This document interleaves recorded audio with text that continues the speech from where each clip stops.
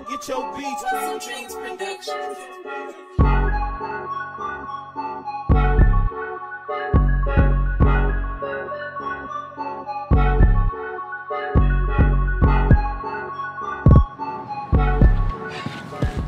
All right, YouTube, listen, there's a thing called professional pushback, all right? It's real, okay? A professional pushback is real. It's when a person has too much on their forehead and you gotta push it back no matter what, all right? So we're gonna go in here, do a couple of lineups, and hopefully do a professional pushback, all right? And just for the record, all right, before we go any further, it's not like I'm going to the barbershop purposely to push people back. That's not the narrative that I'm trying to create here, all right? The narrative is that sometimes you just... All right. Where you get your beats? HustleDreamProduction.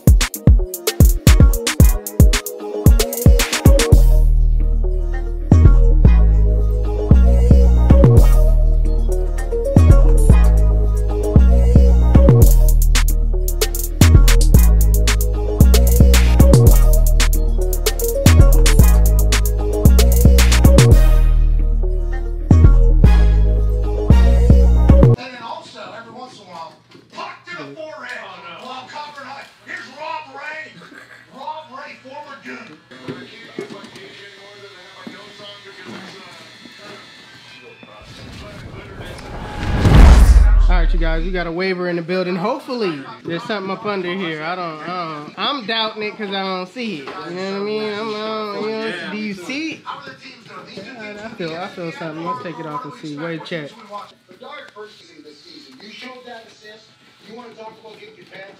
Alright, let's see what he's working with. Alright, he in there. Alright, there's something there. I ain't believing him. He made me a believer. What kind of cut you getting? Can I get a burst taper? Burst taper? What you taking it down to? 1.5 on the top. And then can I get a 2 on my front? Alright, let's go.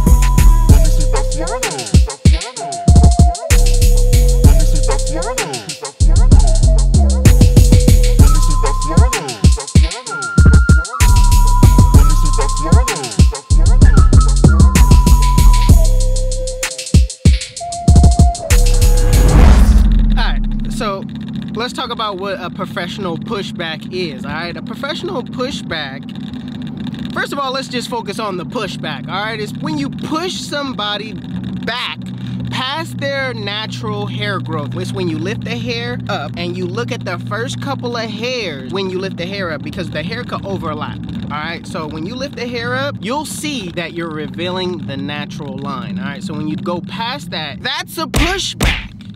So that's what a pushback is, all right? So doing a professional pushback is knowing when, okay, knowing when to push the limits, all right? Using your professional, intellectual hypothesis, okay?